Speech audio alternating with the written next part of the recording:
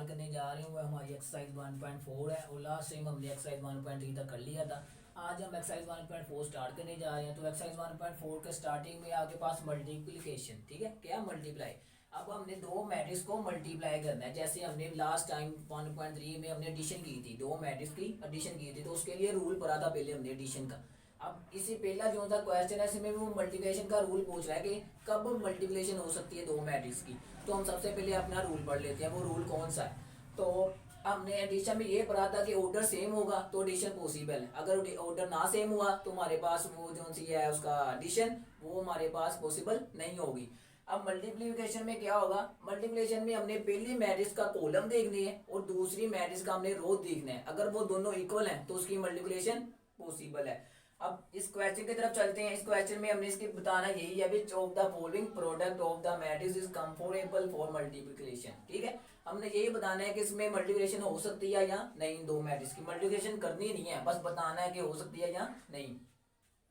मैंने आपको अभी बताया कि क्या देखना है, हमने number of column first matrix के और number of rose second matrix के।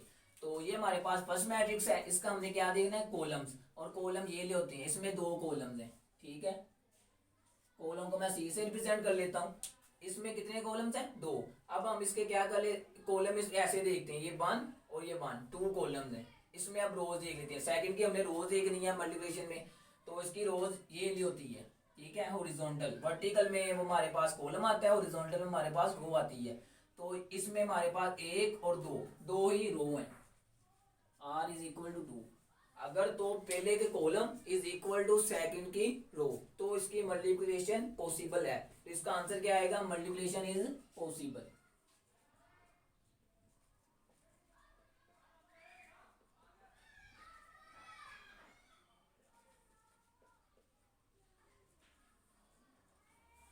ठीक है, अब इस क्वेश्चन में हमने यही बताना है किसकी मल्टीप्लिकेशन हो सकती है या नहीं। तो क्या हमें ऑर्डर का पता होना चाहिए। ऑर्डर में रो और कॉलम लिखते हैं। तो इसमें भी हमने फर्स्ट मैट्रिक्स की हमने कॉलम देखनी है और सेकंड मैट्रिक्स की हमने रो देखनी है। अगर वो इक्वल आ जाए तो हमारे पास मल्टीप्लिकेशन पॉसिबल है। तो हम इसके कॉलम देखते हैं, कॉलम कितने हैं, एक और दो। कॉलम कितने हैं इसमें, दो। ठीक है, और अब इस मैट्रिक्स में हमने रोज देखनी है। पहले के आपने हमेशा कॉलम देखने या सेकंड के रो देखनी है, तो मल्टीप्लिकेशन पॉसिबल हो जाएगी अगर वो इक्वल आ जाए। तो इसमें देखो एक और दो, रोज कितनी है आपके पास, दो। तो इसमें देखो आपके पास फिर कॉलम और रोज इक्वल है, तो इसका मतलब है इसमें इन दो मैट्रिक्स की भी मल्टीप्लिकेशन पॉसिबल है।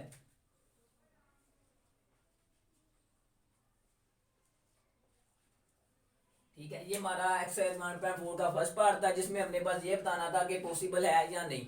अब पॉसिबल कब नहीं होगी, जब पहले की रो दूसरे की कॉलम इक्वल नहीं आएंगे तो मल्टीप्लिकेशन हो ही नहीं सकती। ठीक है, आपने सिंपली क्या लिख देना है, मल्टीप्लिकेशन इज नॉट पॉसिबल। तो अब हम अपने नेक्स्ट पार्ट की तरफ चलते हैं, जो इसका एक्सरसाइज का क्वेश्चन नंबर 2 है। तो इसमें हमें क्या गिवन है, if A is equal to 3 0 -1 2 और B is equal to 6 5 find A B. A B इसने किस में लिखा हुआ है, मल्टीप्लिकेशन में। हमने क्या करना है, दो मैट्रिक्स की मल्टीप्लिकेशन फाइंड करनी है। तो मल्टीप्लाई का रूल क्या है, पहले की कॉलम दूसरे की रो सेम होगी तो मल्टीप्लाई हो सकता है। तो इसमें देखा जाए सबसे पहले हम यही देखेंगे, क्वेश्चन स्टार्ट करने से पहले मल्टीप्लाई का आपने यही चीज देखनी है, क्योंकि अगर वो हो ही नहीं रहा तो आपने सिंपली आपका तो एक स्टेप का क्वेश्चन हो जाना आंसर। तो अब आप देख लें इसके कॉलम, एक और दो, दो कॉलम है तो इसके रो देख लें, एक और दो।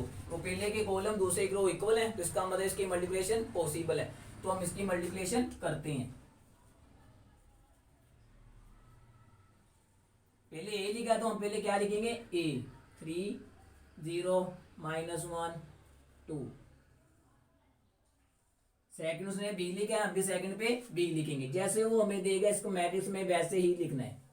ठीक है, क्योंकि आगे पीछे कर देंगे फिर वो मैट्रिक्स वो मल्टीप्लाई नहीं हो सकती, वो रूल चेंज हो जाएगा। हमने तो फर्स्ट के कॉलम सेकंड की रो देखनी, हमेशा यही देना है, फर्स्ट का कॉलम सेकंड की रो। तो अब इसकी मल्टीप्लिकेशन हो सकती है या मल्टीप्लाई करते हैं। मल्टीप्लाई कैसे करते हैं, आपने पहले पहले रो को पहले कॉलम से मल्टीप्लाई करना है। ये पहली रो ली आपने, उसको इधर मल्टीप्लाई कर दिया, क्या आ जाएगा, 3 6 18।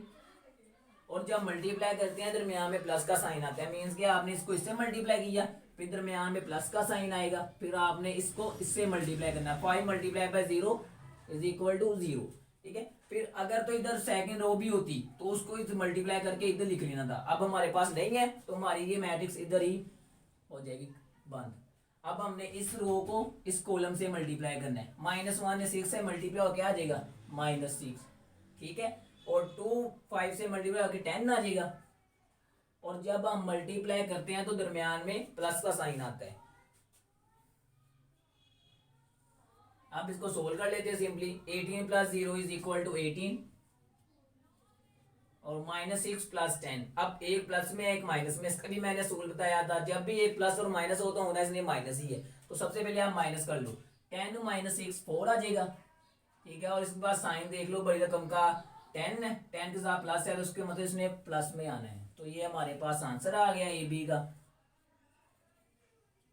और आपने सबसे पहले इधर फोकस करना है, क्योंकि अगर आपको ये समझ आ गया ना तो आपको एक्सरसाइज 1.4 सारी समझ आ गई, क्योंकि इसके आगे भी सारे मल्टीप्लाई ही करना है हमने। और मल्टीप्लाई का मैंने मेथड बता दिया, इस क्वेश्चन में मल्टीप्लाई का मेथड बता दिया कैसे होना है। तो अगर आपने ये समझ लिया तो आपके लिए आगे वाले क्वेश्चन मुश्किल नहीं होंगे। सो इस लेक्चर को आप लोगों ने ध्यान से सुनना है। Takes care for further updates.